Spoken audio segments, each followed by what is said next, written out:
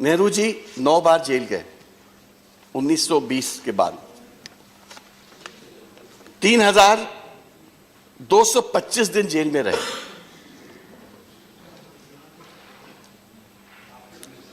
छह दो 1921 में जब वो पहली बार जेल गए थे तो उनको नहीं पता था कि वो एक दिन प्रधानमंत्री बनेंगे। मैं ऐसी परिवार के बारे में बोल रहा हूं।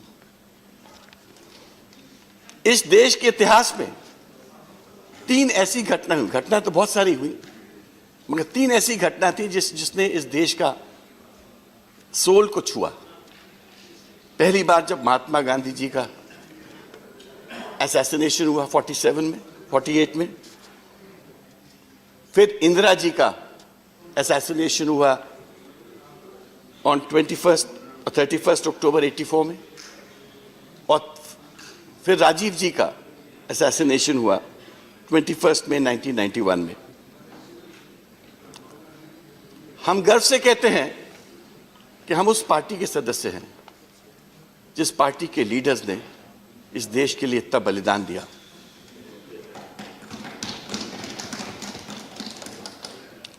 एसपीजी एक्ट का जन्म इंदिरा जी के बलिदान ने दिया था। 1984 में जब एक अनहोनी घटना हुई जिसकी ये देश कल्पना नहीं कर सकता था, एक नया फॉर्म ऑफ वायलेंस, टेररिज्म इस देश में सामने आया। So by an executive order SPG का गठन हुआ था और वो 3 साल तक बाय एन एग्जीक्यूटिव ऑर्डर वो फोर्स, जो ग्रुप इकट्ठा हुआ था, उसने राजीव जी को प्रोटेक्शन दिया और उनकी फैमिली को प्रोटेक्शन दिया। उसके बाद 1988 में फर्स्ट टाइम एसपीजी का एक्ट पास हुआ और वो प्रधानमंत्री और उसके परिवार के लिए उस वक्त फॉर्मलाइज किया गया, जो कि 84 के बाद गठन हुआ था। 1989 में सरकार बदली। पूरे देश को पता था कि राजीव जी के लाइफ में थ्रेट है। कई बार उस वक्त के जो प्रधानमंत्री जी थे उनसे रिक्वेस्ट की गई कि राजीव जी की प्रोटेक्शन लेवल बढ़ाइए, उनको एसपीजी का प्रोटेक्शन दिलवाइए। किसी ने हमारी बात नहीं सुनी।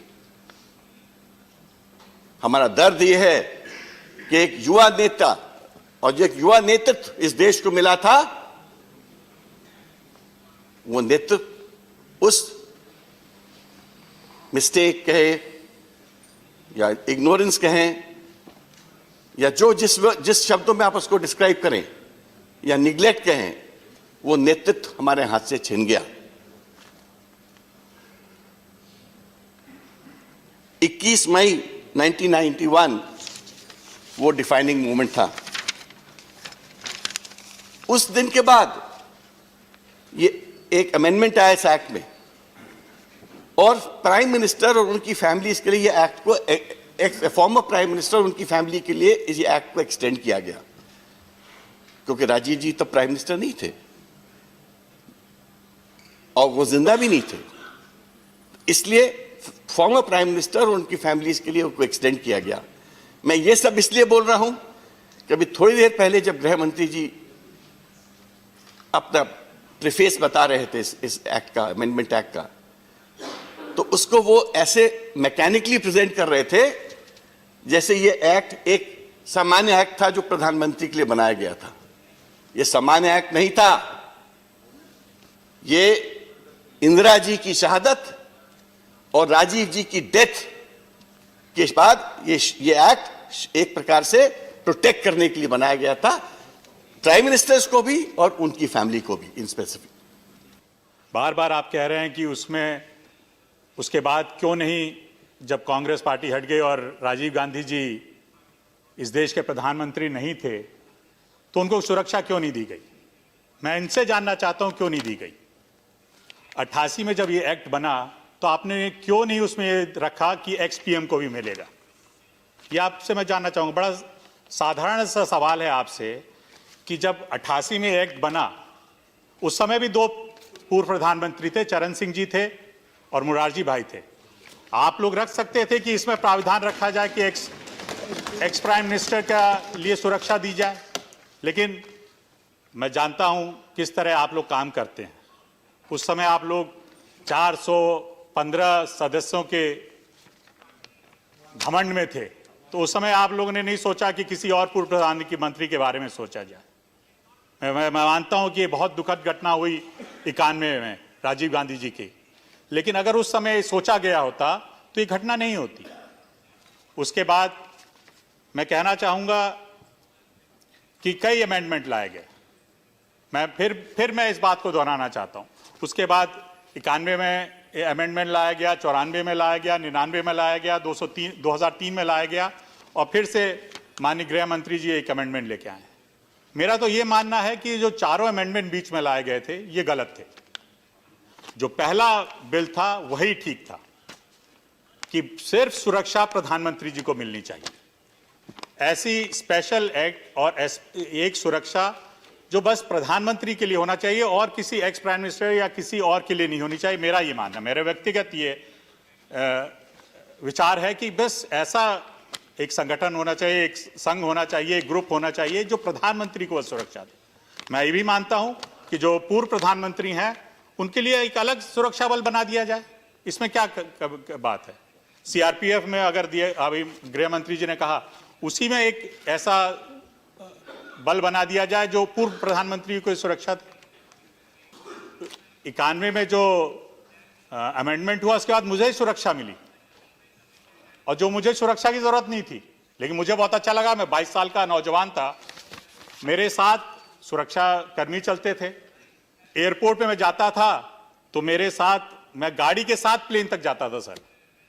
सभापति, उपसभापति जी, गाड़ी के साथ में जाता था और मुझे कहीं भी मैं जाऊं अगर किसी और जगह, तो मेरी बुलेट प्रूफ कार वहां रहती थी। मुझे तो मैं आपका आभार व्यक्त करना चाहता हूं। मैं आपके बारे में कुछ नहीं कर रहा, मैं आभार व्यक्त।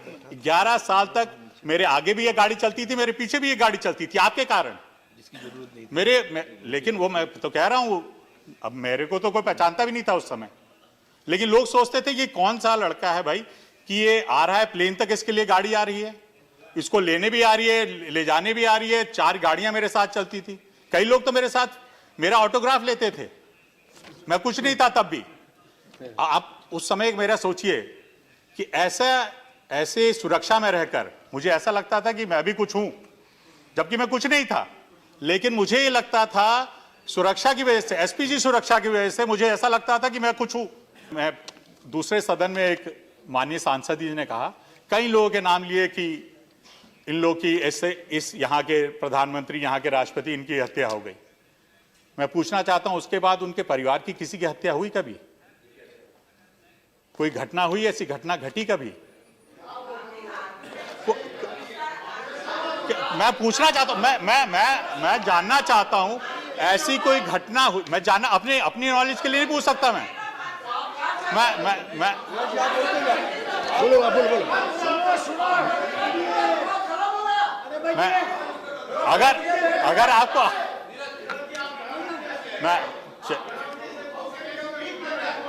सर, कृपया मैं जानता हूं, मैं अपनी जानकारी के लिए सर, क्यों परेशान हो रहे हैं सर? ये लोग क्यों परेशान हो रहे हैं? अगर आपको गलत लग रहा है आप कृपया बोलो कृपया शांति।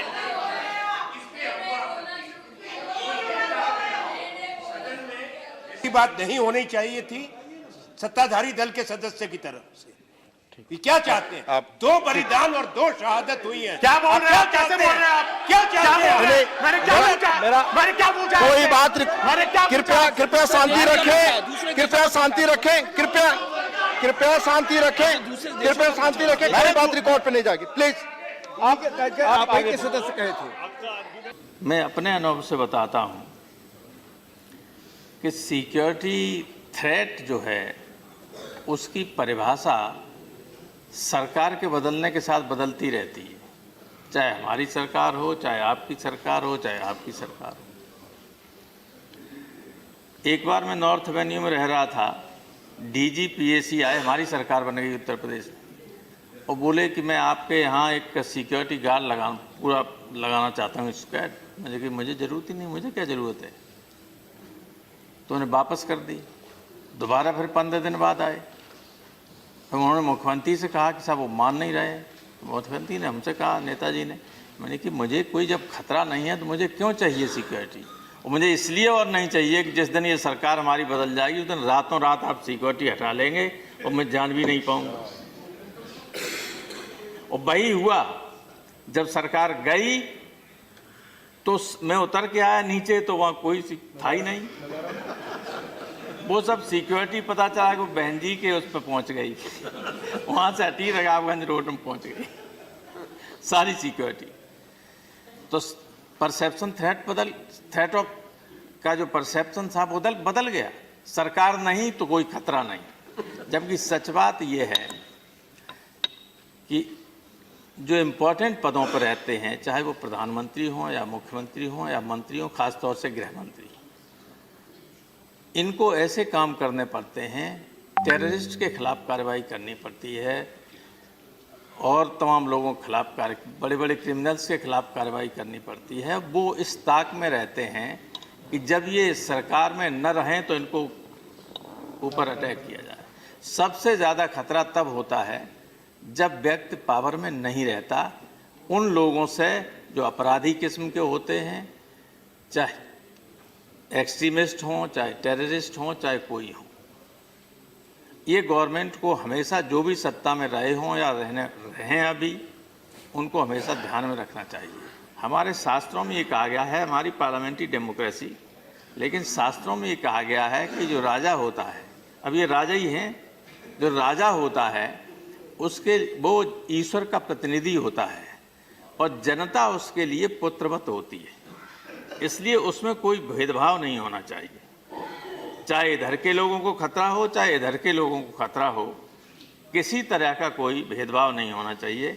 मैं आपकी इस बात से सहमत हूँ कि प्रधानमंत्री एक सर्वोच्च पद है, उसको जो सिक्योरिटी मिली हुई है उसके बराबर की सिक्योरिटी की ही कोई मांग करता है तो मैं उससे सहमत नहीं हो सकता। लेकिन सिक्योरिटी होनी चाहिए और उससे कम सिक्योरिटी नहीं होनी चाहिए। नाम आप बदल सकते हैं, लेकिन सिक्योरिटी इतनी होनी चाहिए उनका जीवन सुरक्षित रहे, उनके आसपास के लोग सब सुरक्षित रहें और किसी को, और ये इसको कोई सिक्योरिटी को रुतबे का से नहीं जोड़ना चाहिए। धन्यवाद। हमारे यहाँ तमाम लोग, जब सरकार बन जाती है तो गाजियाबाद में मैंने अपनी सरकार में चिट्ठी लिखी मुख्यमंत्री को कि हमारी सरकार बनने के बाद गाजियाबाद में ऐसे लोगों को सिक्योरिटी मिली है जो जब सिक्योरिटी लेके चलते हैं तो लोग कहते हैं गुंडों की सरकार आ गई। इसलिए रिव्यू कीजिए, रिव्यू। और रिव्यू किया तो 7200 लोगों में से केवल 1500 लोगों के पास सिक्योरिटी रह गई और सब हट गई।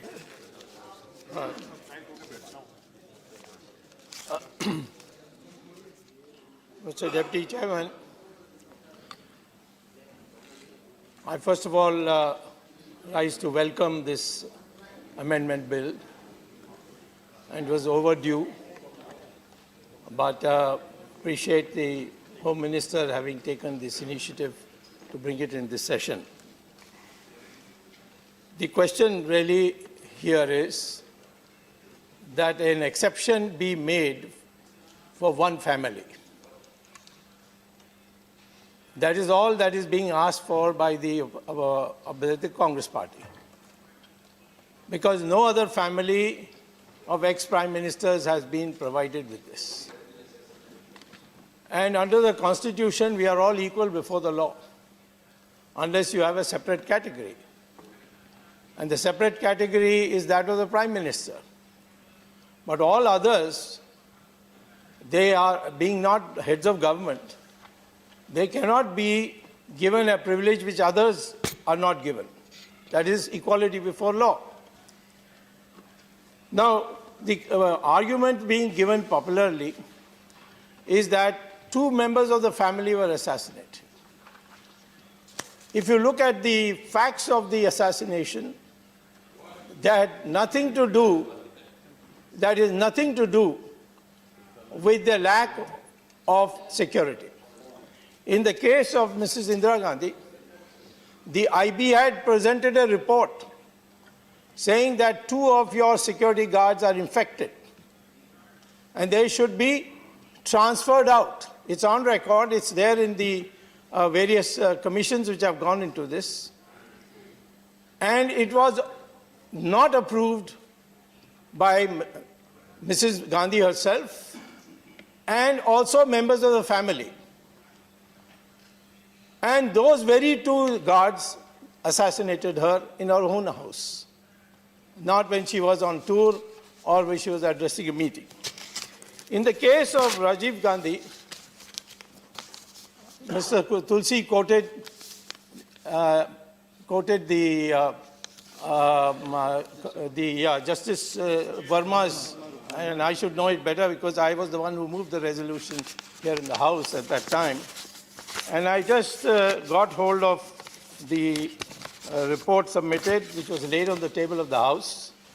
And paragraph 7 of the recommendation says, the Commission has also observed that the Congress party workers and organizers at the venue of the meeting did not extend the required cooperation to the police and created impediments in making proper security arrangements for Shri Rajiv Gandhi, particularly in ensuring strict access control in his proximity. About the responsibility of the Congress party and organizers of VIP programs, the government has accepted the recommendation, that is Narasimha Rao's, of the Commission, that some guidelines and code of discipline should be framed for political parties. I challenge Mr. Tulsi to say where it says in that report of Justice Verma that because SPG was withdrawn and therefore Rajiv Gandhi was assassinated. There is no such reference at all. And that's a standing challenge to my good friend, Mr. Tulsi. The first terrorist of this country, पहला उग्रवादी इस देश का, जो Nathuram Godse, Mahatma Gandhi, unarmed father of nation Mahatma Gandhi को कत्ल किया, तब से इस देश में सिक्योरिटी और सिक्योरिटी परसेप्शन पे बात हो रहा है. तब से इंदिरा गांधी और राजीव गांधी तक सीरियस थ्रेट परसेप्शन थे. जैसे जा साहब ने बोला, जब पंडित जवाहरलाल नेहरू का गिरबान भी पकड़ा तो कोई सिक्योरिटी प्रॉब्लम नहीं थे. महात्मा गांधी का हत्या इसलिए हुआ, कोई पाकिस्तान से कोई आके हत्या नहीं किया. जो कुछ संगठन के जो लोग हैं जो नफरत फैलाते हैं, इस नफरत के तहत महात्मा गांधी का हत्या हुआ. आज कुछ संगठन के लोग और इसी पार्टी के लोग देशभक्त कहते हैं, फिर भी कुछ कार्रवाई नहीं होते हैं. Sir, threat perception, Subramanya Swami ji ने बोला इस्लामिक से थ्रेट नहीं है. थ्रेट जो है, जो आपने नफरत फैलाते हैं, पहला कत्ल महात्मा गांधी को हुआ, दूसरा इंदिरा जी का हुआ और राजीव गांधी का भी हो गया.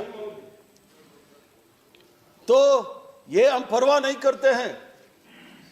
जो लोग जो ब्रिटिश के पक्ष में थे वो महात्मा गांधी का हत्या किया.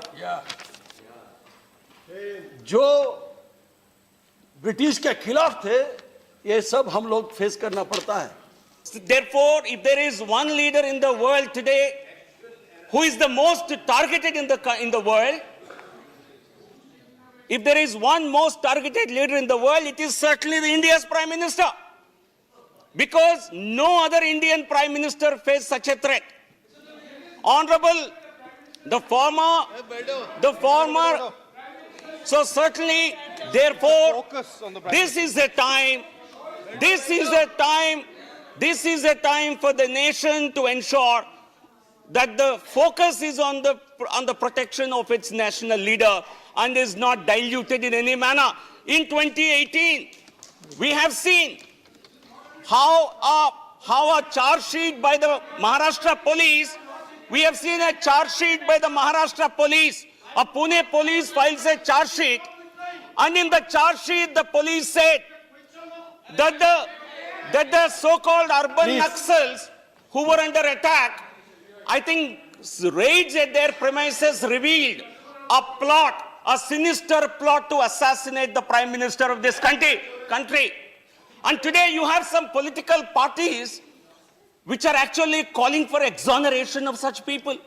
Political parties wanting a fresh investigation to bail out these urban Naxals. So there is a threat coming from within the country as well. Therefore, I think this is a time for the country to be entirely focused on ensuring the security of the Prime Minister. And your concern about the security of the former SPG protectees, I was expecting that you will explain it by logic. But where is the logic? I will name India's of national security today, and I dare anyone to differ with it. Islamic terrorism, jihadi terrorism is the first threat that this country faces.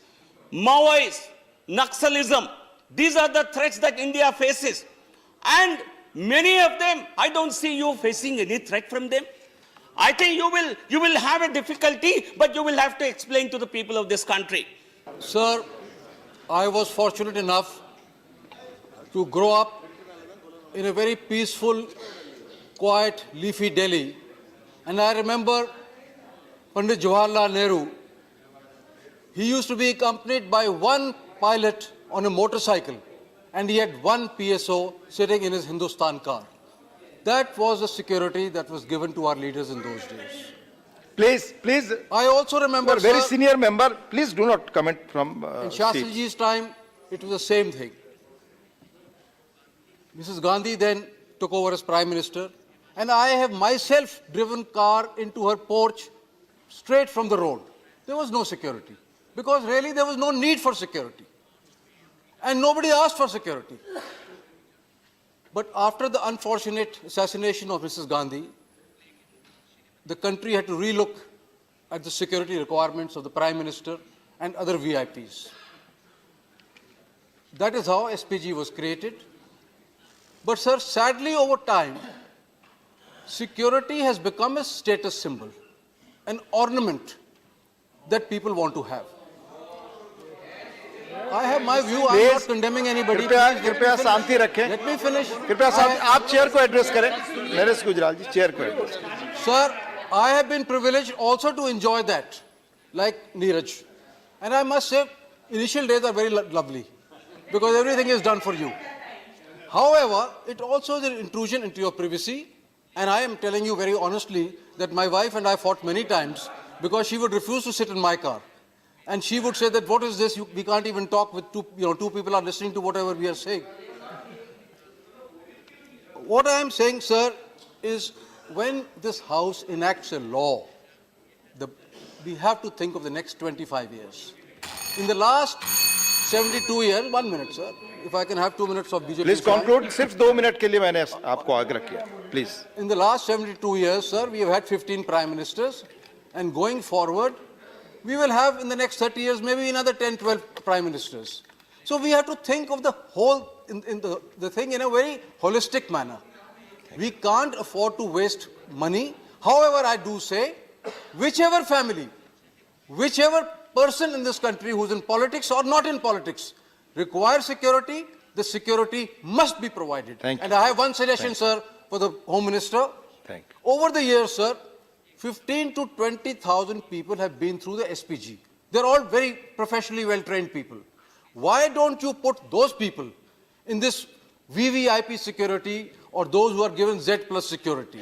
And sir, देने के लिए बोलने के लिए मैं ये कहना चाहूँगा कि जैसा कि अभी गुजराल साहब ने एंड में कहा, उससे मैं शुरू करूँगा कि जाको राखे साइयाँ मार न सके कोई, तो उसका एग्जाम्पल तो सीधे सीधे हमारी पार्टी की नेता स्वयं हैं. वो आज हम लोगों के बीच में ना होती अगर ऐसी सिचुएशन, ये अगर सत्य ना हो. हमारी पार्टी का ये मानना है कि सिक्योरिटी जिसको जैसी रिक्वायर्ड है थ्रेट परसेप्शन के हिसाब से वो देनी चाहिए. अगर जैसा कि नीरज शेखर जी ने कहा कि 10 की जगह 15, 15 की जगह 30 बढ़ाना हो, लेकिन सिक्योरिटी होनी चाहिए. सिक्योरिटी जिस तरह की थ्रेट है उस तरह की सिक्योरिटी बढ़ा करके सुरक्षित रखने का काम होना चाहिए. ये कोई चूंकि एसपीजी में तो आपने प्रधानमंत्री जी को अब सिर्फ रखा है और 5 साल के लिए रखा है, लेकिन जो इफेक्टेड हो रहे हैं या जो इफेक्टेड हैं तो उनके बारे में किस तरीके से उनको प्रोटेक्शन दिया जाए, इसके और कैसे प्रोटेक्टेड रहें, इसको ध्यान में रखने की आवश्यकता है और उस तरह की सिक्योरिटी देनी चाहिए. क्योंकि ये हमारा मानना है कि सिक्योरिटी थ्रेट परसेप्शन से होती है और इसके हम लोग खुद भुगतभोगी हैं. हम तो स्वयं भी एक बार इसको एग्जाम्पल के रूप में देख चुके हैं। राजस्थान में अभी हाल में ही कुछ 2 महीने पहले वहाँ जाने का हमको निर्देश हुआ कि वहाँ पर हमारी पार्टी जो है वो वहाँ की जो सरकार है उसको सपोर्ट कर रही थी। 6 MLAs जीत के आए थे। अचानक वो 6 MLAs हमारे पूरी की पूरी पार्टी के वो वहाँ की जो सरकार है उसने अपनी तरफ मिला लिए, तोड़ लिए। कहा गया कि वहाँ जाइए, देखिए क्या सिचुएशन। जब हम राजस्थान पहुँचे तो वहाँ पर हमारे जो वहाँ और भी वरिष्ठ नेता लोग थे पार्टी के, वो पहले से मौजूद थे। उन्होंने कहा कि इस जगह जहाँ पर ये कार्यक्रम जहाँ आ रहे हैं आप अभी ना आए अगर आपका सिक्योरिटी नहीं है। हमने कहा मेरे पास कोई सिक्योरिटी नहीं है क्योंकि मेरी सिक्योरिटी तो विड्रॉ हो चुकी है। उन्होंने कहा फिर आप यहाँ ना आए क्योंकि यहाँ पर सरकार की तरफ से जितने भी सिक्योरिटी पर्सनल थे वो हटा लिए गए हैं और कुछ प्लानिंग है।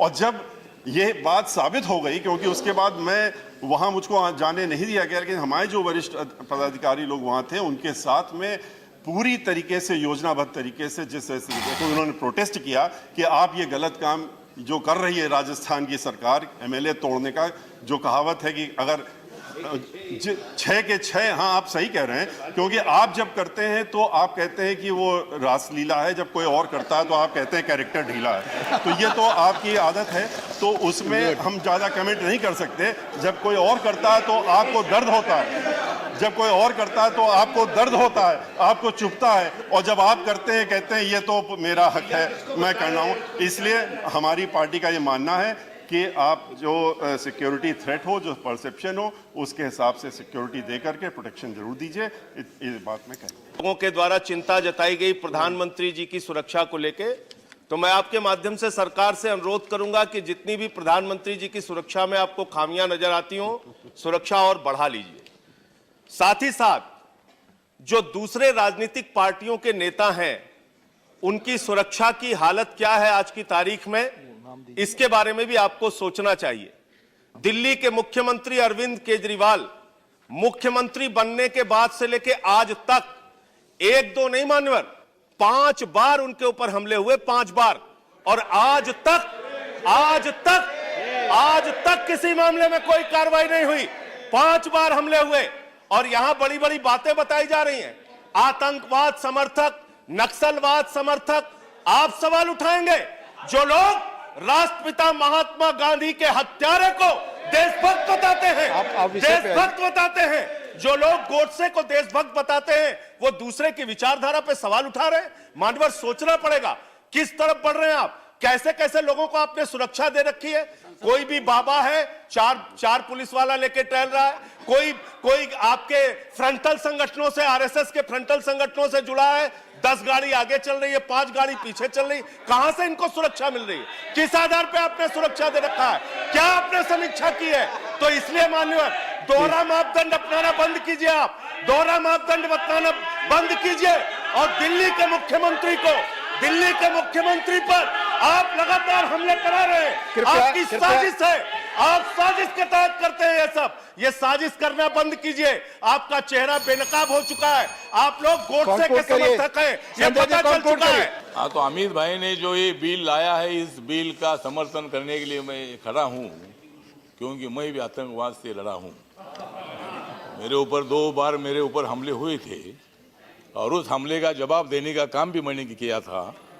हमारी दलित पैंथर की मूवमेंट थी, दलितों की सुरक्षा करने के लिए हम काम करते थे। तब मेरे ऊपर भी हमले हुए थे। मुझे ढेर सिक्योरिटी है। अभी केजरीवाल जी को अगर और भी ज्यादा सिक्योरिटी चाहिए तो हमने देने के लिए तैयार है। मतलब आप चेयर को एड्रेस करें, नहीं है तो मैं इतना ही बताना चाहता हूं कि कितनी भी आने दो आतंकवादियों की आंधी, कितनी भी आने दो आतंकवादियों की आंधी, लेकिन मोदी राज में सुरक्षित रहेंगे सोनिया गांधी और राहुल गांधी। एसपीजी इसलिए हटाई है क्योंकि उनकी धोखे की समस्या मिटाई है। मतलब अभी इतना धोखा उनको तो नहीं है। सोनिया गांधी जी का और राहुल गांधी जी की चिंता कांग्रेस से ज्यादा हमको है और हम लोग उनको पूरी सुरक्षा देने की जिम्मेदारी हमारी है। लेकिन ये जो कानून बन रहा है इसमें प्रधानमंत्री के फैमिली के लोगों को कितने साल सुरक्षा देनी है, तो मतलब इसीलिए मतलब Z+ जो समस्या है ये Z+ सुरक्षा दे दी है।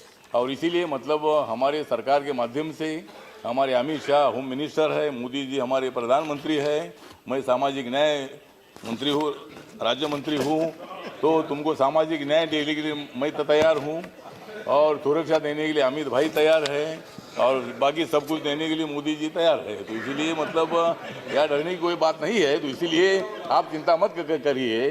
राहुल गांधी की और सोनिया गांधी जी की चिंता हमें ज़्यादा है और उनकी पूरी सुरक्षा करने की जिम्मेदारी हमारी है। एसपी जी हटाई है लेकिन उनकी समस्या में मिटाई है। तो इसीलिए मतलब यहाँ कोई आपके ऊपर अन्याय करने की बात नहीं है। और इसी तरह मतलब जिनको तो सुरक्षा चाहिए उनको सुरक्षा देने के लिए पुलिस वाले है ही। अमित भाई उसके लिए सुरक्षा देने के लिए तैयारी है। जिनको जरूरी नहीं उनकी निकाली जाएगी, जिनको चाहिए उनको दी जाएगी। और आनंद जी तो आपको भी देने के लिए हम तो तैयार है, क्योंकि आप ज़्यादा बोलते हैं, आप मतलब हमारे ऊपर ज़्यादा अटैक करते हैं, तो इसीलिए ठीक बात है। तो इसीलिए ऐसी कोई बात नहीं है। तो ये बिल का मैं तो समर्थन करता हूँ और ये बिल बहुत बड़ा इम्पोर्टेंट है। ये गांधी फैमिली पर अन्याय करने वाला बिल नहीं है, उनकी चिंता हमें जरूर है। इन्हीं शब्दों के साथ मैं ये बिल का समर्थन करता हूँ। जय भीम, जय भारत। सबसे पहले तो मैं कुछ स्पष्टता करना चाहता हूँ, क्योंकि मुझे लगता है कुछ भ्रांति बिल पढ़ने के बाद भी बहुत सारे सदस्यों में भी है, जनता में भी है, मीडिया में भी है। मान्यवर, एक दो सदस्यों ने कहा कि बिल को एक परिवार को ध्यान में रखकर लाया गया है। ये हकीकत नहीं है। मैं थोड़ी और स्पष्टता से कहूं तो कहने का आशय यह था कि गांधी परिवार के 3 सदस्यों को ध्यान में रखकर ये बिल लाया गया है। ये वास्तविकता नहीं है। ये बिल आने से पहले ही जो पुराना कानून था, उस कानून के हिसाब से गांधी परिवार की थ्रेट असेसमेंट का रिव्यू कर उनकी एसपीजी सुरक्षा हटा ली गई है। इसलिए इस बिल और गांधी परिवार की एसपीजी सुरक्षा के बीच में स्नान सूतक का कोई संबंध नहीं है, ना इसके लिए बिल लाने की जरूरत है। तो फिर सवाल होता है बिल क्यों लाना पड़ा। मान्यवर विवेक तनखा जी ने कहा बिरबलनाथ कमेटी बनी, कमेटी के बाद अध्यादेश से कुछ सर्कुलर से कुछ साल तक एसपीजी चली, बाद में एक्ट आया। एक्ट के अंदर 4 बार परिवर्तन हुआ। ये 5वां परिवर्तन। 5वां परिवर्तन कोई परिवार के साथ नहीं कारण नहीं हुआ है, क्योंकि उसके पहले ही रिव्यू कर उनकी एसपीजी सिक्योरिटी की जगह CRPF Z plus with ASL with ambulance की सिक्योरिटी उनको दे दी गई, जो राउंड द क्लॉक सिक्योरिटी है और किसी भी व्यक्ति के लिए देश में सबसे हाईएस्ट सिक्योरिटी है। परंतु मैं इतना जरूर कहना चाहता हूं कि अगली 4 बार जो परिवर्तन हुए थे वो एक परिवार को ध्यान में रखकर किए गए थे, एक परिवार के लिए ही। मान्यवर, सिक्योरिटी कभी स्टेटस सिंबल नहीं हो सकता। Y SPG? सिर्फ एसपीजी क्यों? हो सकता है इस देश के प्रधानमंत्री से किसी आम नागरिक को ज्यादा थ्रेट हो, नहीं हो सकती क्या? राम जन्मभूमि के जमाने में श्री अशोक सिंघल का थ्रेट असेसमेंट सार्वजनिक हुआ था, प्रधानमंत्री से ज्यादा था थ्रेट, मगर उनको एसपीजी नहीं मिली थी। स्पेशल प्रोटेक्शन ग्रुप जो बना है वो प्रधानमंत्री की सिर्फ सिक्योरिटी के लिए नहीं बना, इसका बारीकी से अध्ययन करने की जरूरत है। वो प्रधानमंत्री की व्यक्तिगत सिक्योरिटी की तो चिंता करता ही करता है, उनके कम्युनिकेशन की भी चिंता करता है, उनके पत्राचार की भी चिंता करता है, उनके आरोग्य की भी चिंता करता है, उनके कार्यालय के अंदर किसी प्रकार का बगिंग न हो इसकी भी चिंता करता है, उनके निवास पर जो कार्यालय इसमें किसी प्रकार का बगिंग न हो इसकी भी चिंता करता है। ये सारी चिंता इसलिए करते हैं कि हमारे यहां हमारे संविधान के अंदर प्रधानमंत्री स्टेट ऑफ द हेड है। अब कोई प्रधानमंत्री नहीं रहता है, बाद में भी उसको प्रधानमंत्री की सिक्योरिटी चाहिए। ऐसे नहीं होता है। लोकतंत्र के अंदर बारी बारी आना जाना पड़ता है और उसको स्वीकार भी करना पड़ता है। देश की जनता तय करती है कौन प्रधानमंत्री होगा। हमारी फीलिंग्स, हमारी भावनाएं तय नहीं कर सकती। मान्यवर, देश में चुनाव होता है, 130 करोड़ लोग अपना वोट डालते हैं, अपना मैंडेट डालते हैं और उसके बाद में एक प्रधानमंत्री तय होता है। वो प्रधानमंत्री तय हो चुका है। नरेंद्र मोदी इस देश के प्रधानमंत्री है, वो इस देश की जनता ने तय। और जहां तक थ्रेट का सवाल है, क्यों खाली गांधी परिवार? पूरे देश की हर व्यक्ति की सुरक्षा की चिंता करनी चाहिए। और मैं इस सदन पर कहने के लिए तैयार हूं, सिर्फ गांधी परिवार नहीं, गांधी परिवार समेत 130 करोड़ के नागरिकों की सुरक्षा की जिम्मेदारी सरकार की है, राज्य सरकार की। और इसका निर्वहन करने के लिए हमें कोई आपत्ति नहीं, परंतु हमें एसपीजी ही चाहिए। ये जिद मेरी समझ में नहीं आती। आप देख रहे हैं नेट्रिक न्यूज, साहस सच कहने का।